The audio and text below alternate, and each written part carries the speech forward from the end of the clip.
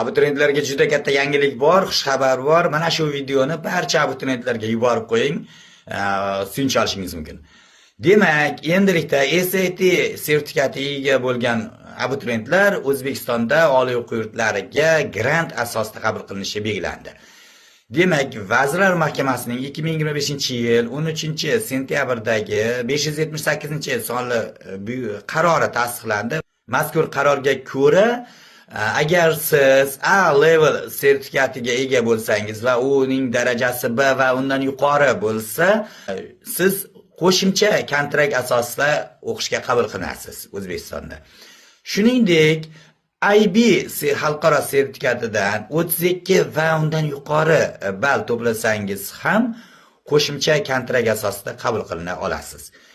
Va eng quvonchlisi, agar siz SAT sertifikatidan 1200 va undan yuqori ball to'plasangiz, mazkur sertifikat orqali siz qo'shimcha grant asosida O'zbekistonda o'qishga qabul qilasiz. Buning uchun sertifikatlarning fanlari siz tanlagan fan yo'nalishlari mutaxassislaridagi fanlar bilan bir xil bo'lish kerak. Ya'ni imtihon fani sertifikat fani bilan bir xil bo'lish kerak. Ya'ni masalan SAT ingliz tili va matematika bo'lsa, topshirayotganingiz ingliz tili va matematikadan olinadigan mutaxassislikka topshira olasiz, grant yuta olasiz. Va mazkur sertifikatga ega bo'lgan abituriyentlar Bilim va malakalarni baholash agentligiga ID orqali elektron mazkur sertifikatlarni yuborish kerak. Yuborgandan so'ng, ular tasdiqlagandan so'ng mazkur sertifikatlar demak haqqoniy deb topiladi, imtiyozdan foydalanishingiz mumkin.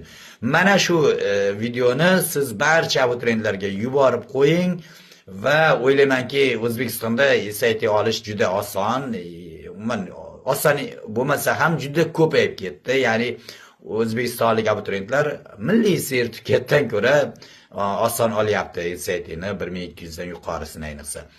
Barchani tabriklaymiz va mana shu yangiliklarni kuzatib borish uchun podpiskaga bosib qo'ying. Birgalikda kuzatib boramiz yangiliklarni. Rahmat hammaga.